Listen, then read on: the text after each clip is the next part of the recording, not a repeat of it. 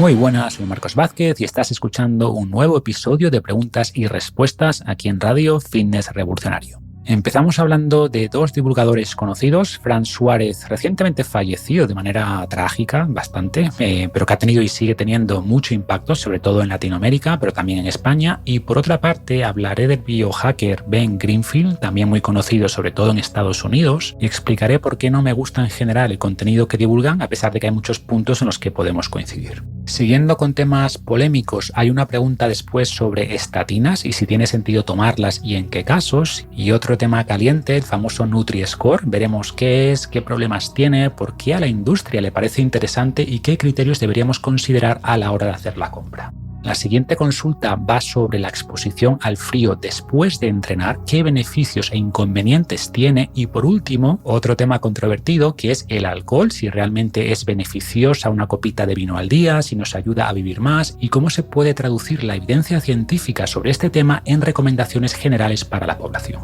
En definitiva, muchos temas polémicos, pero creo que interesantes, así que no os los perdáis. Antes de pasar a las consultas, un mensaje rápido de nuestros patrocinadores habituales, Paleobull y WeBotanics. Paleobull hace barritas de energía en base a comida real, tienen además multitud de suplementos para mejorar la salud, acaban de sacar un preentreno llamado Activa sin cafeína, tienen también un creamer en base a colágeno, glicina y triglicéridos de cadena media que yo añado por ejemplo al café por la mañana y mucho más. Y WeBotanics, por su parte, producen aceites de CBD de gran calidad, complementos alimenticios y cosméticos en base a cáñamo y recientemente han sacado su línea Canagin para mejorar la salud femenina, por ejemplo con un lubricante natural, un suplemento para aliviar el síndrome premenstrual y mucho más. Podéis echar un vistazo a todos sus productos en paleobull.com y webotanics.com respectivamente y en ambos casos tendréis un descuento del 10% con el código FR10 en mayúscula y con número FR10. Y por último, en Perform Institute han abierto plazas de asesoría nutricional para los que queráis contar con un plan de alimentación personalizado, con el apoyo y las explicaciones directas de un profesional que siempre va a dar mejores resultados que intentar mejorar por cuenta propia. Para hacer la reserva podéis ir a performinstitute.com y pinchar en la opción de asesorías en el menú principal. Y ahora sí, pasamos a vuestras preguntas. Hola Marco, soy Rubén. Quisiera preguntarte por tu opinión sobre dos autores. Me gusta mucho ese tipo de análisis. Lo escuché en una ocasión que diste tu opinión sobre el libro La revolución de la glucosa. Me parece que cuando haces ese tipo de análisis se realzan los matices y resulta muy instructivo. En esta ocasión me gustaría preguntarte por tu opinión sobre Fran Suárez y el libro El poder del metabolismo, que, bueno, principalmente opera en Latinoamérica, aunque también en España. Y más en Norteamérica me gustaría preguntarte por el autodefinido como biohacker Ben Greenfield, que también aboga mucho por los hábitos saludables, la inmersión en agua fría por la mañana, terapia de luz roja y demás. Venga, muchas gracias. Gracias por la pregunta, Rubén. Me llegan muchas de este tipo, ¿no? De qué pienso de este divulgador, de aquel, y en general no me gusta criticar el trabajo de los demás, pero sí me parece importante analizarlo con una visión objetiva porque creo, como dices, que puede ayudar a separar la buena información de la charlatanería, que no es fácil porque muchas veces están entrelazados, ¿no? En el sentido de que buenos consejos se mezclan con malas explicaciones y con otros consejos sin sentido. Y con Fran Suárez me pasa un poco esto, o sea, todo su mensaje gira alrededor del metabolismo y lo estira hasta puntos que dejan de tener sentido. Personalmente no he leído El poder del metabolismo, pero he visto muchos de los vídeos en los que lo menciona y tengo el libro Metabolismo ultrapoderoso que va un poco en la misma línea. Y ya como consejo general, los títulos así hiperbólicos, ¿no? Que contengan palabras como ultrapoderoso, pues ya en sí es una alerta, ¿no? Puede ser solo un gancho comercial y que después todo sea riguroso científicamente, ¿vale? Pero personalmente cuando veo títulos así ya recomiendo abordar después el contenido con un poco más de escepticismo, si cabe. Si vamos ya al contenido, los mensajes en general que plantea van mucho en la línea de que los carbohidratos son malos porque elevan la insulina y eso hace que acumulemos grasa y también por mecanismos que no explica, pues hacen que se ralentice el metabolismo, ¿no? Y ya sabemos que esto en realidad es mucho más complejo y que hay un montón de mecanismos para acumular grasa. Por ejemplo, afirma también que si comemos alimentos fritos solo engordan la parte del almidón, ¿no? Y que esa grasa que acompaña al carbohidrato no engorda porque no eleva la insulina.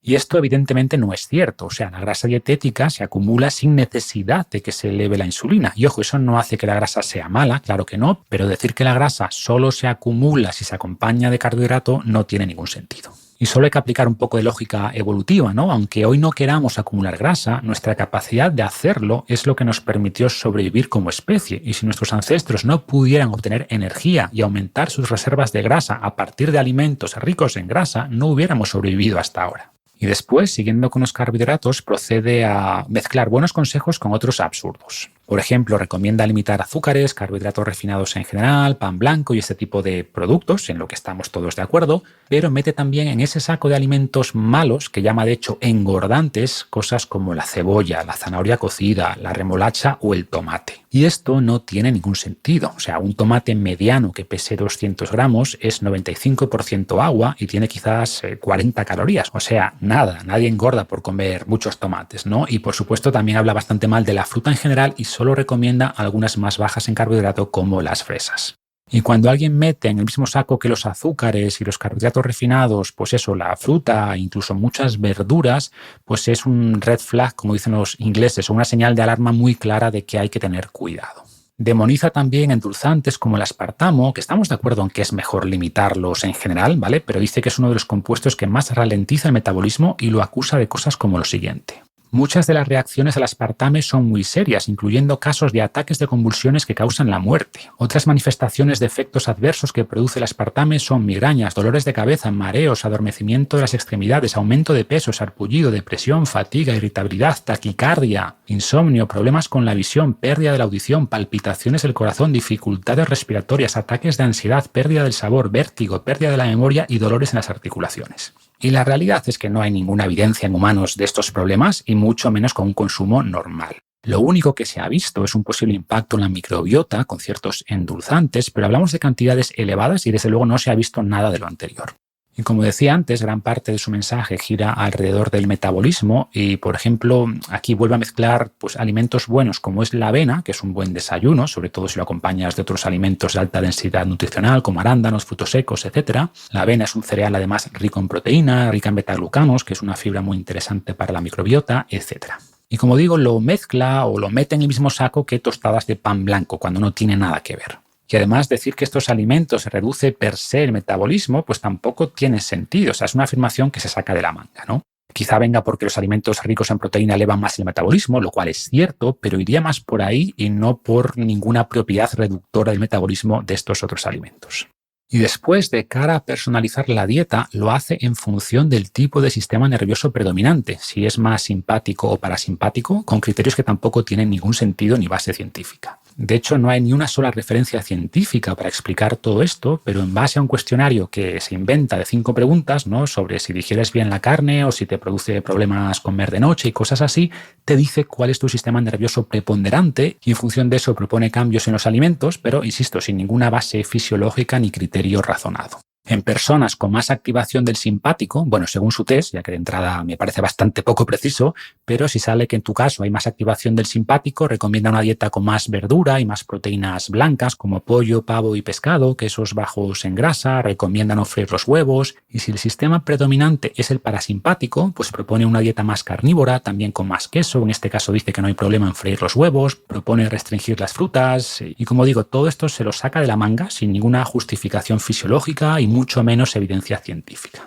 Y otra cosa extraña es que hace mucho énfasis en el hongo Candida albicans, asegurando que es una de las mayores causas del metabolismo lento, de nuevo sin ninguna evidencia que lo respalde. Y no digo que este hongo no sea un problema en algunos casos, claro que lo es y que debe tratarse, pero las afirmaciones que hace no tienen ningún sentido en este caso. Y a ver, todo esto no implica que después la dieta como tal que propone y otros consejos que da sean malos. Al final propone eliminar carbohidratos refinados, propone una dieta en general baja en carbohidratos, habla de la importancia del descanso, del beneficio del ejercicio y al final la gente que siga esos consejos pues le va a ir bien en general, ¿no? Por eso quizás tenga tantos seguidores, pero las explicaciones que da y los planteamientos o justificaciones que hace distan mucho de la realidad y por eso mi opinión sobre su comunicación es bastante mala. Hace mucho énfasis también en el tema de la glucosa, al igual que el libro de la revolución de la glucosa que comenté en su momento, pero el enfoque es muy distinto. El libro de Jesse Chauspet, o como se pronuncie, tiene sus problemas y hace demasiado énfasis en una única variable, pero es un libro que explica bastante bien los mecanismos, la fisiología, que se basa en muchos estudios. Y como expliqué en su momento, es verdad que hace una interpretación un poco sesgada en muchos casos, que extrapola resultados de personas con diabetes a personas sanas. O sea, hay muchas cosas matizables, pero es un buen libro en general desde el punto de vista científico, ¿vale? Sin embargo, los de Fran Suárez no lo son. Y por eso, si a la revolución de la glucosa le daría quizás un 7 de 0 a 10, pues a Fran Suárez quizás un 4 siendo generoso. Y no le doy menos porque las propuestas finales que hace, ¿no?, en cuanto a nutrición y consejos generales de dormir suficiente, de hacer actividad física, no son malas, evidentemente. Y gente con malos hábitos, pues sin duda van a mejorar al aplicar sus propuestas. Pero creo que como divulgadores no tenemos solo que dar buenos consejos, sino también explicar de manera rigurosa lo que hay detrás y no crear reglas absurdas basadas en explicaciones inventadas. Y sobre Ben Greenfield, pues tengo también sentimientos encontrados. Claramente es mucho más riguroso científicamente que Fran Suárez, de lejos, pero quizás por querer ser tan pionero propone cosas que están todavía lejos de estar validadas por la ciencia. Y a ver, eso no es necesariamente malo, ser pionero tiene ese riesgo, ¿no? Cuando yo empecé a hablar hace 12 años de ayuno intermitente, de calzado minimalista, pues había estudios, pero todavía eran pocos, ¿no? Pero en mi caso, pues yo veía que tenía contexto evolutivo, tenía la experiencia práctica de mucha gente y al menos un puñado de estudios con resultados favorables. Porque al final, si necesitásemos metaanálisis en miles de personas a largo plazo para empezar a proponer ciertos cambios, nunca llegaríamos a eso y finalmente nadie se beneficiaría, ¿no? Sobre todo en cosas que tampoco generan beneficio económico como el ayuno y no hay incentivo para la investigación. Pero, por contrapartida, cuanto más bajo pongas el listón en cuanto a evidencia científica requerida, más cosas inútiles vas a recomendar. Y a Ben Greenfield le pasa un poco esto. Cuando empiezas a ver las referencias científicas que menciona, pues muchas veces son estudios in vitro, estudios en ratones, y por eso de cada 10 cosas que recomienda, quizá la mitad no tenga ningún sentido y además muchas veces son equipamientos o intervenciones caras. Es muy amigo también del doctor Mercola, que sufre en general del mismo problema. Ambos han hecho comentarios muy desafortunados, por ejemplo, alertando de que las vacunas producen autismo, y no hablo de las vacunas del COVID, vacunas en general, ¿no? Algo que se ha demostrado decenas de veces que es falso. Entonces, bueno, quizás se basa más en ciencia que Fran Suárez, pero algunos de sus consejos pueden ser más peligrosos, ¿no? Por lo que recomiendo también, bueno, ser bastante escéptico con las propuestas de Ben Greenfield. Y repito que muchas tienen sentido y están avaladas por la ciencia, pero otras no, y hay que ser un poco más crítico, ¿no? Así que, bueno, como consejo final, hay que mantener una mente abierta siempre, pero no tanto como para que se nos caiga el cerebro. Hola Marcos, ¿qué tal? Lo primero, agradecerte todo el contenido que generas, que es apasionante, nos enseñas muchísimo con cada podcast y con cada artículo que escribes. Y por otro lado, me gustaría preguntarte acerca de la toma de estatinas para controlar el colesterol. Yo soy una persona que me considero bastante activa, entreno CrossFit 4 o 5 veces por semana, luego intento llevar un estilo de vida lo más activo posible y mi alimentación la baso principalmente en comida real, intentando controlar los macronutrientes y demás. En ese sentido creo que lo hago bastante bien. Pero aún así tengo el colesterol en 250, con más de 170 LDL y me han recetado que tome estatinas. Porque al parecer, bueno, pues es la única forma que actualmente tendríamos de reducir ese colesterol, ya que el resto, digamos, de cosas que puedo hacer las hago bien. Entonces mi pregunta va por ahí. ¿Crees que en este caso está justificado el uso de estatinas o sería mejor intentar mejorar aún más los hábitos para intentar bajar ese colesterol? Muchas gracias. Pues hace muchos años que no hablo de las estatinas, pero dado que en la pregunta anterior alertaba un poco de los mensajes sensacionalistas que nos llegan de algunos divulgadores, pues voy a mojarme también con este tema que es polémico.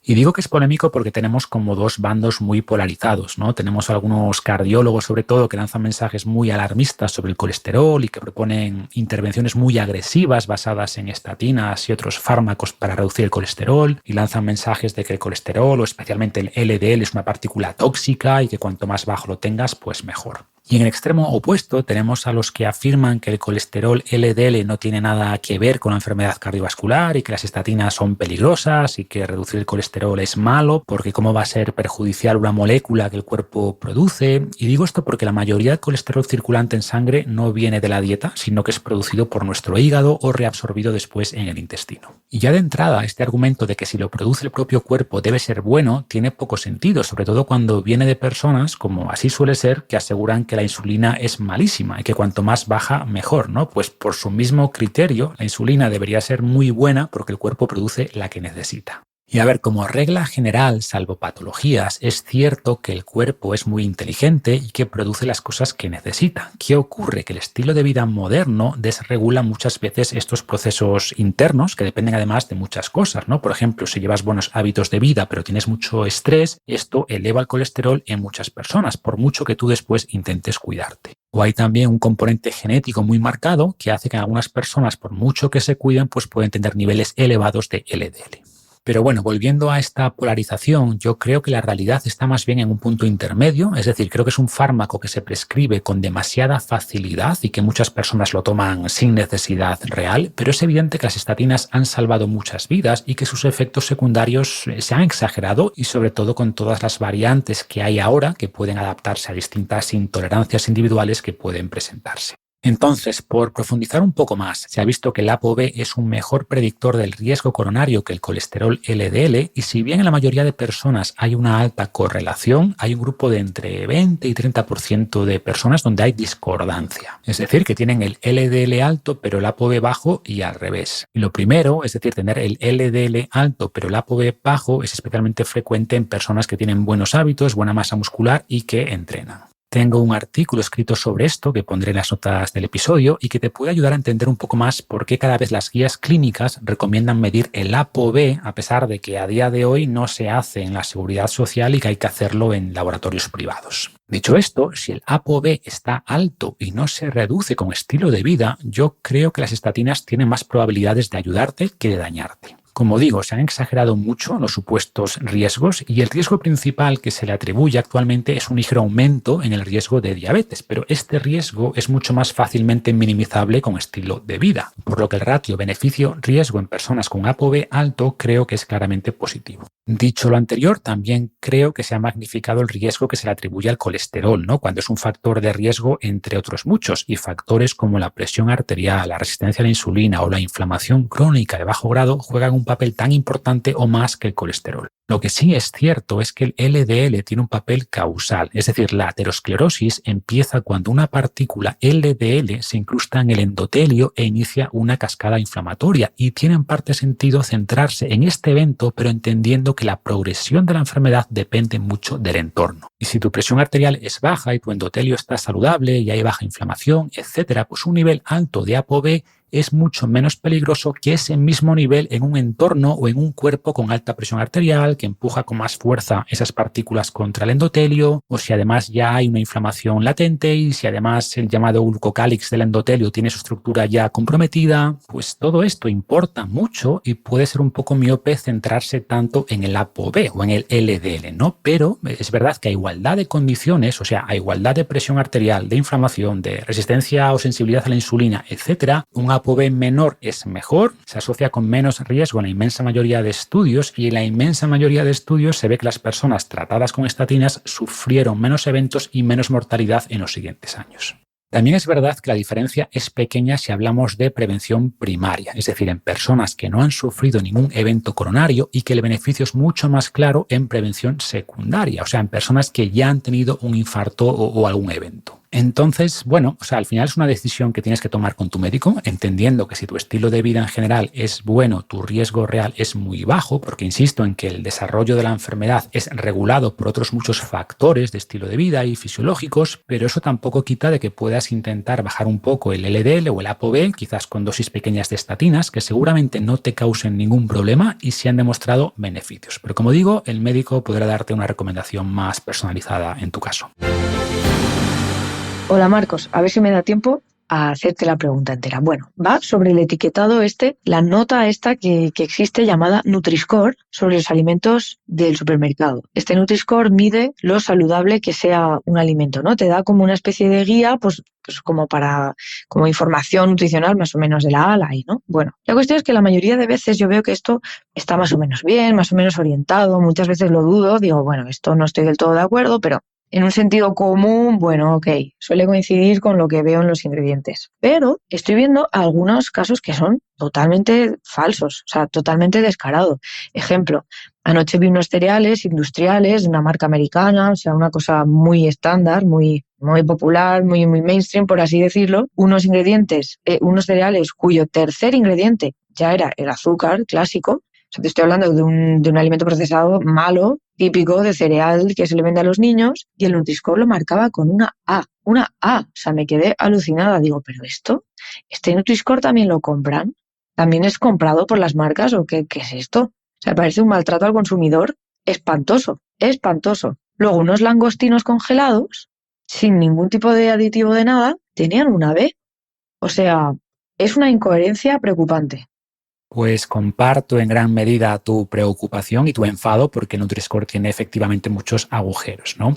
Pero empecemos describiendo brevemente qué es y cómo funciona y después vemos los problemas que tiene y algunas alternativas. El Nutri-Score es un sistema de etiquetado frontal, es decir, que debe situarse en la parte frontal de los envases o de los alimentos y que pretende dar una idea rápida con un vistazo de la calidad de un alimento, es decir, de si es más o menos saludable. Se plasma finalmente como una especie de semáforo con 5 niveles, de la A a la E, donde la A y la B estarían en verde, o sea, representarían alimentos más saludables, la C y la D sería amarillo y naranja respectivamente y serían alimentos menos saludables, y la E sería el rojo y representaría supuestamente los alimentos menos saludables. Y para asignar una clasificación a cada alimento utiliza un algoritmo más o menos complejo que considera distintas variables, algunas de las cuales valora como positivas y por tanto suman puntos y otras las considera negativas y restan puntos. Entre las positivas están la cantidad de proteína, la fibra y el aporte de algunos ingredientes basados en frutas, verduras o legumbres, y entre las negativas pues estarían las calorías o si es alto en aporte calórico, los azúcares, las grasas saturadas y el sodio. Finalmente suman los puntos positivos, restan los negativos y terminan asignando una de las clasificaciones que hemos dicho, ¿no? De la A a la E.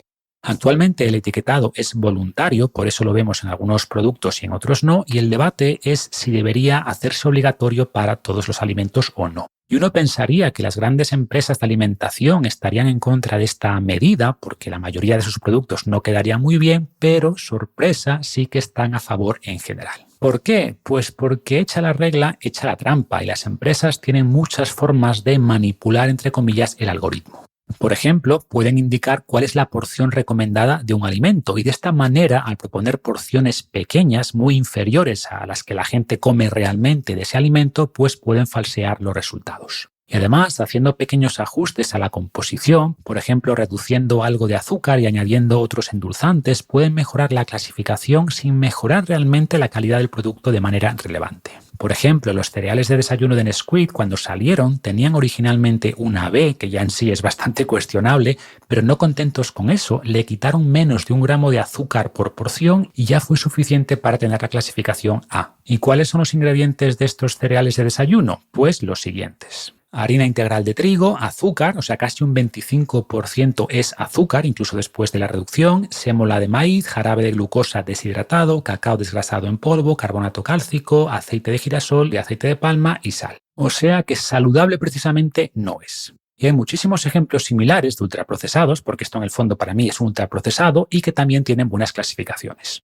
Pero el problema no termina ahí, porque existen muchos ejemplos de lo opuesto, es decir, de alimentos muy saludables con malas puntuaciones. Por ejemplo, al principio se montó un revuelo grande en España porque el Nutri-Score clasificaba al aceite de oliva con una D porque aporta muchas calorías y un 14% de su composición es grasa saturada. Y por supuesto tampoco diferencia entre el aceite de oliva refinado o el virgen extra. Pero bueno, tras mucha presión de los fabricantes de aceite de oliva, pues se consiguió que se hiciera una excepción y se pusiera una C, que tampoco corresponde a la realidad, pero bueno, algo es algo. Y hay muchísimos otros ejemplos de barbaridades, ¿no? Por ejemplo, el Nesquik, no el cereal, sino el polvo para chocolatear la leche, que es 75% azúcar, tiene un Nutri-Score de B, porque la porción que se usa para el análisis es muy pequeña, como media cucharada, pero el cacao puro en polvo, que es un buen alimento, tiene una D. O el jamón serrano tiene una E, pero carnes vegetales procesadas tienen una A o una B. O un queso manchego de calidad tiene una E, a pesar de que su consumo se asocia con una mejor salud, pero quesos light procesados tienen una B porque tienen menos grasa. O unas sardinas en aceite de oliva tienen una D y los cornflakes tienen una C, ¿no? Y podría dar muchísimos más ejemplos similares.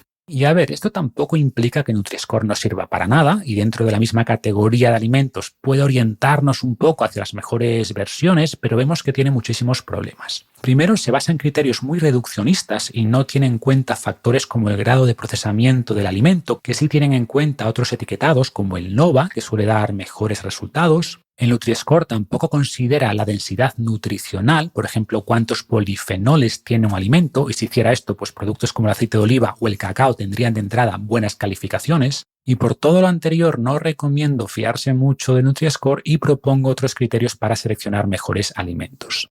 Primero, priorizar alimentos que no tengan etiqueta nutricional. Como siempre digo, la comida real no necesita alardear y si compras en la zona de productos frescos de supermercado o directamente en un mercado, pues ya no debes preocuparte mucho por el Nutri-Score. Y aquí encontramos obviamente las verduras, las frutas, el pescado, las carnes, etc. Segundo, en el caso de productos con etiquetas, fíjate en los ingredientes y como regla general, cuantos menos ingredientes, mejor.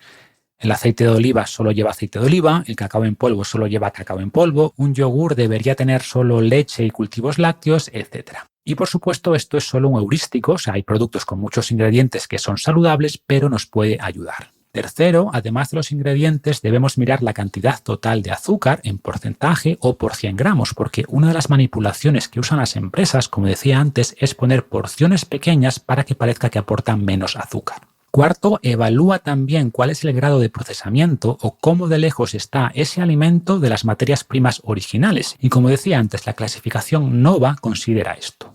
Y por último, evalúa cuál es la densidad nutricional de ese alimento o cuántos nutrientes y polifenoles aporta por cada caloría. Y por desgracia no hay una lista oficial de densidad nutricional, pero yo tengo por ejemplo un vídeo donde hablo de los alimentos con mayor densidad nutricional y cómo debemos pensar en este criterio. Y como recurso adicional más objetivo, podéis echar un vistazo a openfoodfacts.org o la versión española en es.openfoodfacts.org y ahí tenéis un montón de productos con una visión más objetiva de sus clasificaciones y considera el Nutri-Score, pero también el NOVA y otros criterios que pueden ayudar a tomar mejores decisiones. Pero, insisto, creo que la premisa de priorizar comida sin etiqueta o con etiqueta pero con mínimo procesamiento es la mejor forma de seleccionar los mejores alimentos.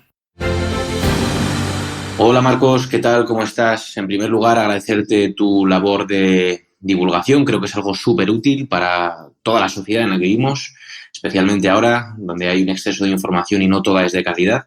Así que, de nuevo, gracias. Y en segundo lugar, tengo una pregunta para hacerte y es la siguiente. Conocí el método Wim Hof a raíz de ti, suelo practicar la exposición al frío, es algo a lo que he cogido el gusto además, a las duchas frías, incluso la inmersión en agua bastante fría también, de vez en cuando.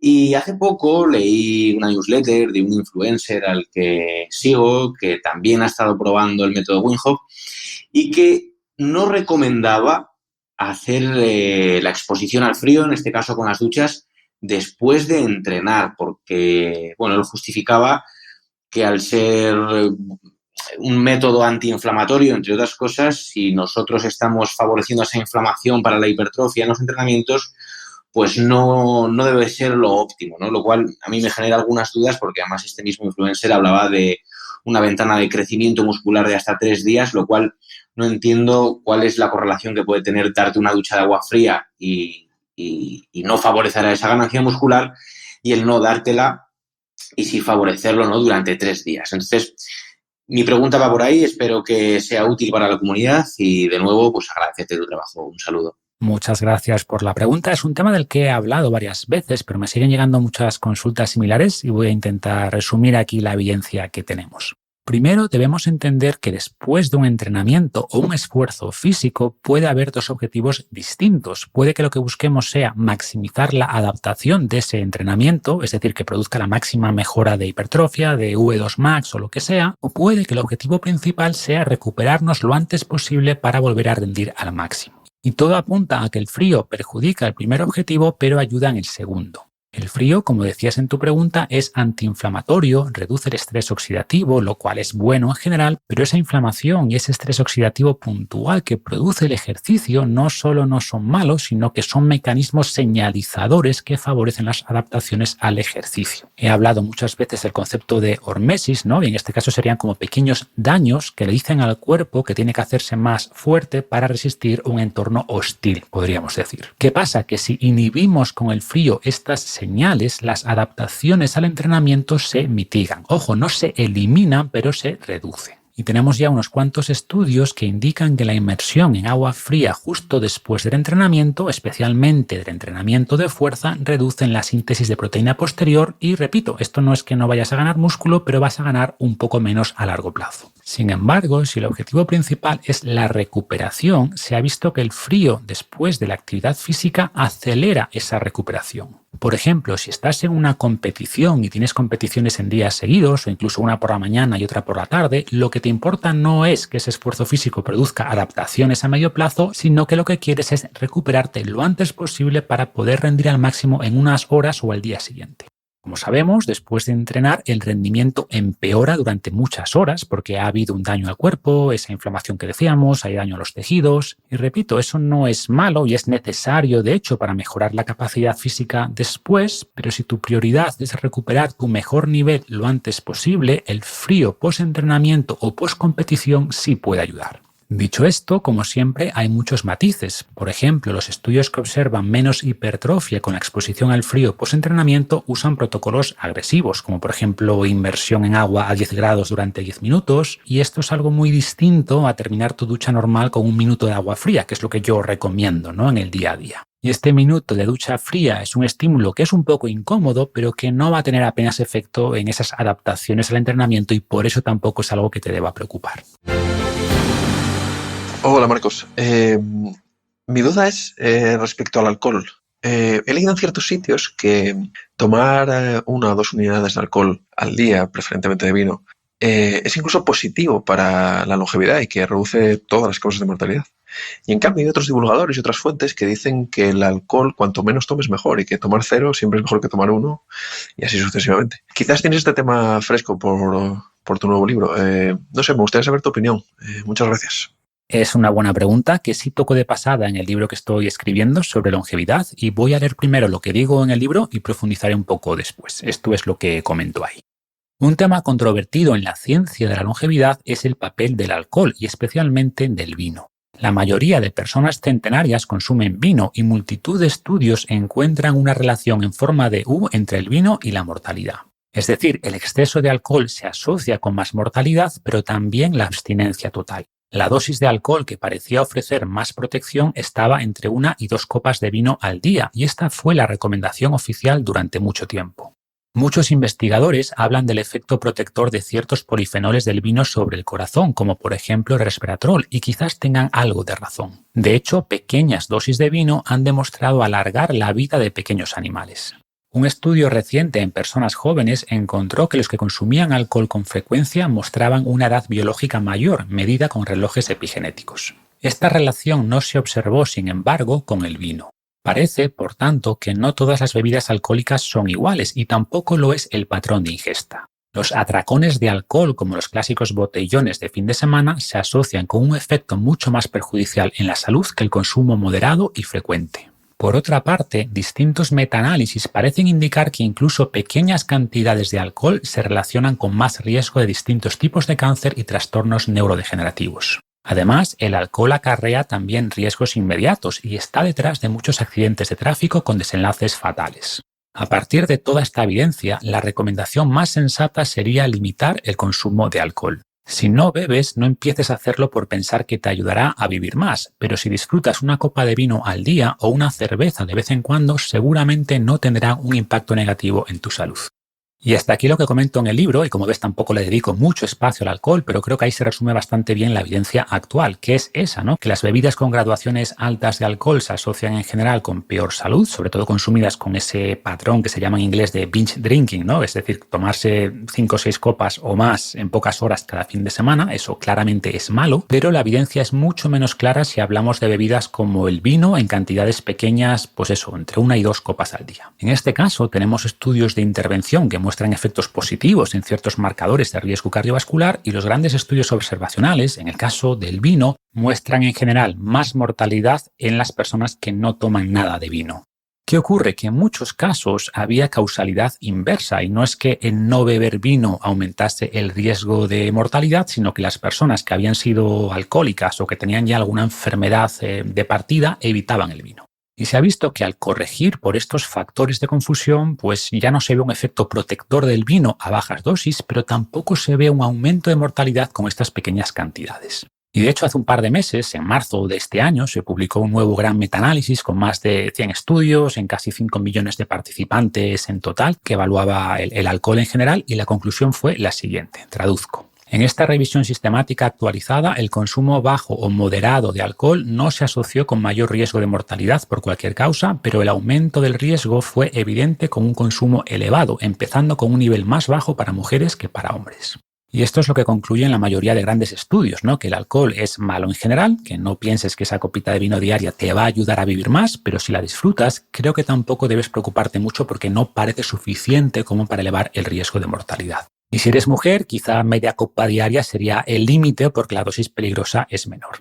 Y creo que este mensaje es lo más cercano a la realidad con los datos que tenemos. ¿Qué ocurre? Que una cosa es la evidencia científica objetiva y otra la forma en la que se comunica. Y es verdad que todos estos matices no son fáciles de transmitir a la población general, ¿no? Y mensajes como una copa de vino al día no dañará tu salud puede interpretarse como que una copa de vino es buena o si una no te va a hacer daño, 2 tampoco. Y por eso creo que el mensaje general de que cuanto menos alcohol mejor es el correcto, más allá de que después se pudiera matizar con todo lo que he explicado antes. Y nada más por hoy. Os recuerdo que podéis sumaros a mi lista de correo gratuita en fitnessrevolucionario.com/lista y os pido el favor de siempre, si os gusta el podcast, si habéis aprendido algo, y es dejarnos un comentario en Spotify, en Apple Podcasts, en iVoox o la plataforma desde donde nos escuchéis, que nos ayuda a llegar a más gente. Muchas gracias y hasta el próximo episodio.